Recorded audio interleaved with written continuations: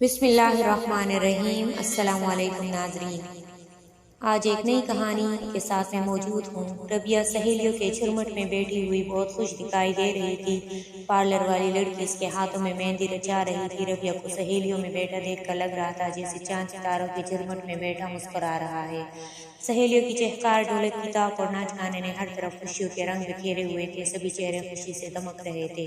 ربیہ کی ماں رخشی خوشی سے پھولے نہیں سما رہی تھی۔ وہ بار بار آسمان کی طرف دیکھ کر رب تعالیٰ کا شکر ادا کر رہی تھی کہ بیٹی کے لیے ایک اچھے اور کھاتے پیتے گھرانے کا رشتہ مل گیا ہے۔ ادھر ربیہ کے والد وقار صاحب شادی کے انتظامات دیکھ رہے تھے تاکہ مہمانوں کو کسی چیز کی کمی نہ رہ جائے۔ یوں تو وقار صاحب ایک وفادار آدمی تھے، مگر چونکہ ربیہ ان کی اولاد اور اکیلی تھی، اکلوتی تھی اور سمدھیانہ کافی امیر تھا، اس لیے انہوں نے قرض اٹھا کر اپنی بساط سے زیادہ انتظام کیا تھا۔ سبھی رشتہ دار ان کو بیٹی کی شادی کی مبارکباد دے رہے تھے۔ اتنے میں دلہا والے آ گئے۔ رخشی اور وقار نے بیٹی کے سسرالیوں کا والہانہ استقبال کیا۔ ربیہ کی سسرالی زیادہ بڑی نہیں تھی۔ اس کی ساس فرحین، سسر بلال صاحب، شوہر شہریار اور اس کی دو بڑی بہنیں تھیں۔ دونوں نندیں شادی شدہ تھیں۔ نورین ناروے میں رہتی تھی اور ربیکہ انگلینڈ میں۔ ساس سسر اور نندیں بہت خوش مزاج دکھتے تھے۔ ربیہ کی ساس ربیہ کی حس اور نرم مزاجی سے بہت متاثر ہوئی تھی۔ یہی وجہ تھی کہ وہ ایک متوسط گھرانے کے ساتھ رشتہ داری کر رہی تھی۔ یوں تو ربیہ کی بہت سی سہیلیاں تھیں، مگر مایا کو وہ اپنی بہن سمجھتی تھی۔ دونوں میں بے حد پیار تھا۔ دونوں ایک دوسرے سے کچھ بھی نہیں چھپاتی تھی۔ یہی وجہ تھی کہ وہ شادی کے تمام رسومات میں پیش تھی۔ بارات والے دن جب ربیہ پارلر سے ہال میں پہنچی تو سب لوگ اسے دیکھتے ہی رہ گئے۔ شہریار کی آنکھیں اسے دیکھ کر کچھ دیر کے لیے چھپکنا ہی بھول گئی۔ اس کے ایک دوست نے سرگوشی کی، ابے یار یہ تو جنت کی حور ہے، شیری تو بہت لکی ہے یار۔ دوسرا بولا قیامت ہے، میرے تو ہوش اڑ گئے، شیری سے کہاں سے ڈھونڈا ہے یہ کوہ نور، کاش میری بھی ایسی قسمت کھل جائے۔ شہریار دوست کی باتیں سن کر فخر میں آ گیا اور وہ تن گیا غرور سے۔ دودھ پلائی کی رسم میں جب شہریار نے مایا کو 20,000 دیے تو وہ چہک کر بولی، دولہا بھائی میری سہیلی چاند کا ٹکڑا ہے، اب چاند پہلو میں بیٹھا ہو تو اتنے پیسے بہت کم لگتے ہیں۔ تو وہ کھلکھلا کر ہنس پڑا اور 50,000 مایا کو دے دیا۔ شہریار کے ایک دوست مایا پر لٹو ہوتے ہوئے بولا، شہری یہ آفت مجھے نہیں مل سکتی کیا؟ مایا چہک کر بولی، بھائی صاحب منہ دھو رکھیے اپنا۔ سب کہکہے لگانے لگے۔ اس لڑکا شرمندہ ہو کر بیٹھ گیا۔ سسرالیوں نے ربیہ کا بہت پرتپاک اور خیر مقدم کیا۔ رسموں سے فراغت پا کر نندوں نے ربیہ کو کمرے میں پہنچا دیا اور خود رخصت ہو گئی۔ کمرے خوشبو سے مہک اٹھی، پورے کمرے کو تازہ پھولوں سے سجایا گیا تھا۔ ربیہ اپنے ارمانوں کی سیج پر بیٹھ کر شیری کا انتظار کرنے لگی۔ وہ کمرے میں آیا تو حسن کے اس مجسمے کو سیج پر بیٹھا دیکھ کر اسے تکتا رہا۔ ربیہ شیری کو یہ محبوب دیکھ کر ہنس پڑی اور کچھ ہی دیر میں دو سلگتے جسم ایک دوسرے سے ضم ہو گئے۔ دوسری صبح جب ربیہ کی آنکھ کھلی تو وہ شیری کو پہلو میں سوتا دیکھ کر خود کو دنیا کی خوش قسمت لڑکی سمجھنے لگی، اور وہ کیوں نہ سمجھتی خود کو خوش قسمت۔ ایک وجیہ شوہر، بنگلہ، گاڑی اور پیار کرنے والا سسرال، سب کچھ ہی تو پا لیا تھا اس نے جو اس کی خوش قسمتی کی دلیل تھی۔ دعوت ولیمہ میں تمام انتظامات اور سجی سوری ربیہ کو زیورات میں لدا پندہ دیکھ کر اس کے سارے رشتہ داروں کی آنکھیں چندی آ گئی۔ اس کے والدین بیٹی کی قسمت پر رشک کر رہے تھے۔ بیٹی کی بلائی لے کر جب ربیہ کے والدین گھر پہنچے تو رخشی فوراً وضو کر کے شکرانے کے نوافل ادا کرنے لگی اور رو رو کر اپنے رب سے بیٹی کی دائمی خوشیوں کی دعا کی۔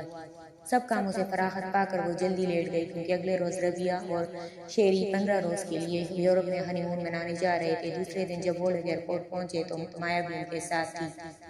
شیری کے والدین اور نندیں بھی آئی ہوئی تھیں۔ مایا کچھ دیر اداس رہی، مگر پھر ربیہ کا دمکتا چہرہ آنکھوں کے سامنے آ گیا تو ہنس دی۔ سب لوگ ایئرپورٹ سے اپنے اپنے گھروں کو ہو لیے۔ ایک ہفتے بعد ربیہ کی نندیں بھی واپس چلی گئیں۔ یورپ کی رنگین فضاؤں میں شیری اور ربیہ ایک دوسرے پر اپنا پیار نچھاور کرتے رہے اور قربت کے مزے لوٹتے رہے۔ دونوں نے خوب سیر سپاٹے کیے، رنگ برنگ کھانوں اور جگہوں سے لطف اندوز ہوئے۔ کبھی دونوں شاپنگ کرنے نکل جاتے اور کبھی ساحل سمندر کے رومانٹک ماحول میں جا بیٹھتے۔ وہاں ہر وقت اس کی زبان پر یہی گیت رہتا تھا، ایسا لگتا ہے میں ہوا میں ہوں، آج اتنی خوشی ملی ہے۔ یورپ کی رنگینی، عشقی زندگی اور خوبرو شوہر کی قربت نے ربیہ کو شہر میں جکڑے رکھا اور وہ خود کو خوابوں کی جنت میں محسوس کرنے لگی۔ اسی لیے تو ربیہ کو 15 دن گزرنے کا احساس تک نہ ہوا۔ یورپ سے واپس آ کر ربیہ نے تمام یادگار لمحات والی تصاویر کو اپنی فوٹو البم میں محفوظ کر لیا۔ مہینہ چٹکی بجاتے گزر گیا، پھر زندگی معمول پر آنے لگی۔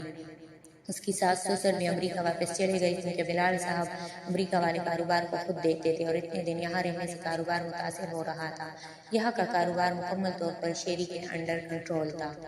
شہریار بھی اپنے کاروبار میں مصروف ہو گیا۔ ربیہ سارا دن بیٹھ کر شوہر کی واپسی کا انتظار کرتی اور اس کی پسند کے کھانے بنواتی۔ پہلے تو روٹین ٹھیک ٹھاک رہی، مگر جلد ہی شہری بیوی سے دور ہونے لگا۔ اگر راتوں کو دیر سے گھر آتا اور ربیہ انتظار میں بھوکی سو جاتی۔ وہ جب بھی شہری سے گھر دیر سے آنے کی وجہ پوچھتی تو وہ کبھی کوئی بہانہ کرتا اور کبھی کوئی۔ اس کے رویے سے بیزاری صاف جھلک چکی تھی۔ بار کی تکرار سے وہ خود بھی تنگ آ چکی تھی۔ جب اس نے دیکھا کہ شوہر پر کوئی اثر نہیں ہو رہا تو اس نے بھی خود کو مصروف رکھنے کی کوششیں شروع کر دی۔ کبھی وہ مایا کو اپنے گھر بلا لیتی تو کبھی خود اس سے ملنے چلی جاتی۔ دونوں سہیلیاں شاپنگ کرتی اور کبھی کھانے کے لیے چلی جاتی۔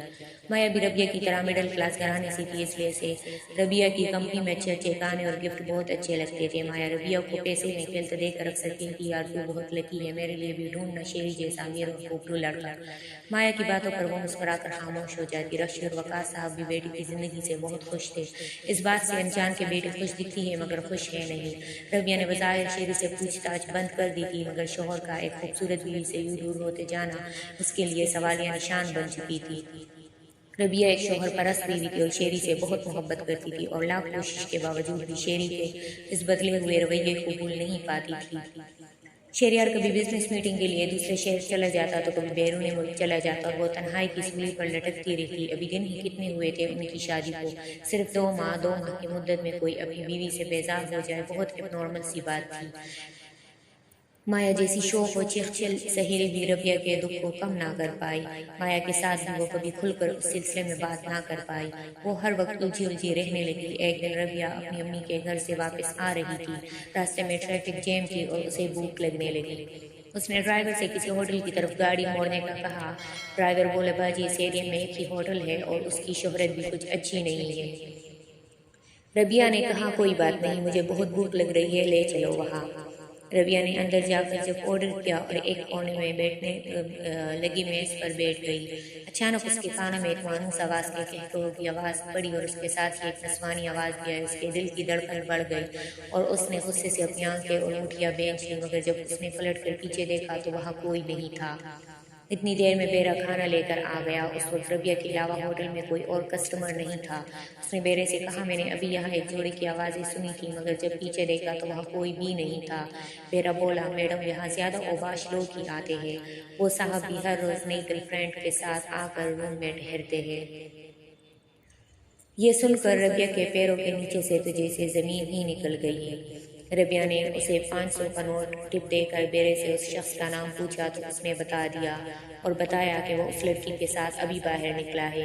ربیہ جھٹ سے دروازے کے پاس پہنچ گئی۔ اس نے شیری کو ایک لڑکی کے ساتھ گاڑی میں بیٹھے دیکھ لیا تھا۔ سارے راستے وہ گاڑی میں گمسم بیٹھی رہی، دماغ میں سوالات کی آندیاں چلنے لگی۔ گھر پہنچ کر بھی وہ ادھر ادھر ٹہلتی رہی، مگر اسے کسی پل سکون نہ آیا۔ شیری کے گھر آتے ہی جھگڑا شروع ہو گیا۔ پہلے تو وہ صاف مکر گیا، پھر بولا، میری زندگی میں دخل اندازی مت کرو، اپنے کام سے کام رکھو، اگر زیادہ کر دکھانے کی کوشش کی تو طلاق دے کر تمہارے والدین کے گھر بھیج دوں گا۔ ربیہ نے مایا کو سارا قصہ بتایا تو اس نے کہا کہ تم اپنی امی سے بات کرو، مگر وہ ماں باپ کو دکھی نہیں کرنا چاہتی تھی۔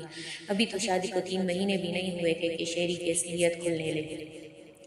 کچھ دنوں کے بعد وہ مایا کو ایئرپورٹ ملنے گئی کیونکہ اسے دبئی میں بہت اچھی نوکری مل گئی تھی۔ سہیلی کو اکیلا دیکھ کر مایا نے شیری کا پوچھا تو ربیہ نے بتایا کہ وہ 2 دن سے اسلام آباد بزنس میٹنگ کے لیے گیا ہوا ہے، ابھی 2 دن اور رکے گا ادھر۔ مایا کو رخصت کر کے جب وہ گاڑی میں بیٹھنے لگی تو اس کی نظر ایئرپورٹ سے نکلنے والی شیری پر پڑی اور اس کے ساتھ ایک الٹرا موڈ لڑکی بھی تھی۔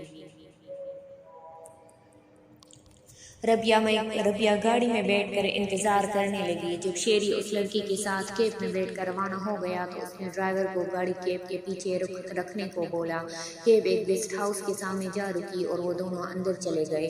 ربیہ کو ڈرائیور نے روکا کہ بی بی جی کوئی فائدہ نہیں ہے، یہ صاحب اس مرض میں بہت عرصے میں مبتلا ہے، وہ آپ کے روکنے سے نہیں رکیں گے۔ ربیہ نے ریسیپشن پر جا کر پتہ کیا تو اسے پتہ چلا کہ شہریار کے نام 2 دن کے لیے کمرہ نمبر 20 بک ہے۔ ربیہ نے اس آدمی کو 1000 کا نوٹ دیا اور اوپر چلی گئی۔ اس نے دروازے پر نوک کیا تو 2 منٹ بعد دروازہ شیری نے کھولا۔ وہ شراب کے نشے میں صرف انڈر ویئر پہنے ہوئے تھا۔ ربیہ نے اس کے پیچھے دیکھا تو وہ لڑکی چادر جسم کاپنے کی کوشش کرنے لگی۔ ربیہ غصے میں برس پڑی، تم اتنے بد کردار نکلو گے، میں نے کبھی سوچا نہیں تھا۔ شہریار بھی بڑک اور بولا، تم یہاں آئی کیسے؟ میں نے تجھے منع کیا تھا کہ میری ٹو میں مت رہنا، اور ربیہ کو ایک تھپڑ رسید کر دیا۔ دفع ہو جائے یہاں سے، اگر تو نے آئندہ میرا پیچھے کیا یا میرے ماں باپ سے شکایت کی تو تیرا انجام اچھا نہیں ہوگا۔ ربیہ چلائے، غیر لڑکیوں کے ساتھ آئے دن ہم بستری کرو اور میں پھر بھی چپ رہوں، آنکھوں سے دیکھ کر بھی چپ رہوں، میں سب کو بتاؤں گی کہ تم کتنے بد کردار شخص ہو۔ وہ وہاں سے روتی دھوتی گھر کو چل پڑی۔ گاڑی نے بھی آدھا راستہ ہی طے کیا تھا کہ ربیہ کا فون بجنے لگا۔ نمبر دیکھا تو نیا نمبر تھا۔ اس نے اٹینڈ کر کے کان کے ساتھ لگایا تو دوسری جانب سے مردانہ آواز کانوں میں پڑی۔ وہ بولا، میڈم میرے پاس آپ کے شوہر کی دوسری لڑکیوں کے ساتھ تصاویر ہیں، آپ بتا دیں، اخبار میں شائع کروا دوں یا آپ 1 لاکھ لے کر آ رہی ہے۔ وہ بہرحال شہریار سے محبت کرتی تھی اور سارے زمانے میں اسے رسوا ہوتا ہوا نہیں دیکھ سکتی تھی۔ اس نے جذبات میں یہ بھی نہیں سوچا کہ آخر ایک اجنبی کو میرا نمبر کیسے ملا، اور وہ بھی اس موقع پر۔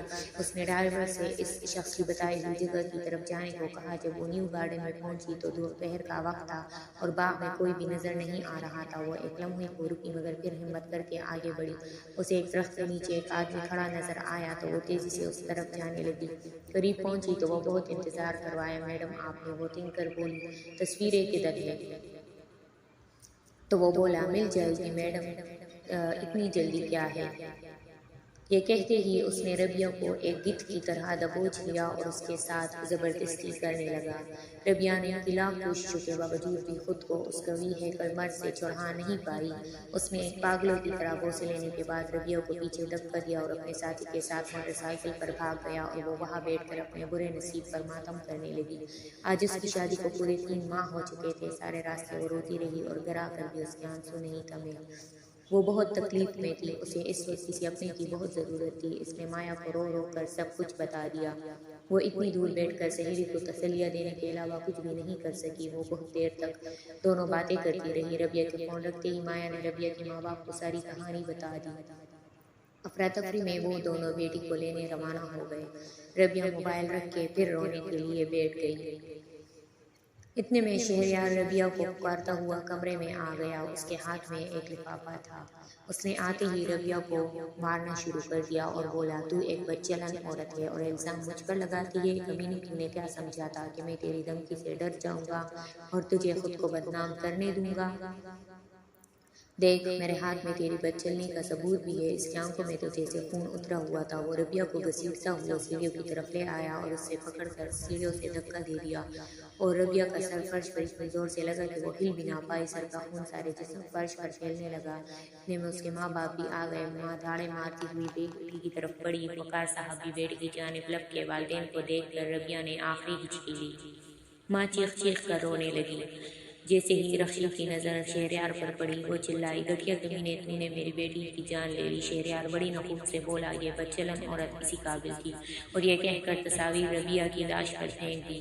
ناظرین، یہ دردناک کہانی یہیں پر ختم ہوتی ہے۔ اگر آپ کو یہ کہانی پسند آئی تو اسی طرح کی اور بھی سچی اور سبق آموز کہانیاں دیکھنے کے لیے میرے چینل کو ابھی سبسکرائب کیجیے۔ کمنٹ میں اپنی رائے سے ضرور آگاہ کیجیے۔ بیل آئیکن کو دبائیں تاکہ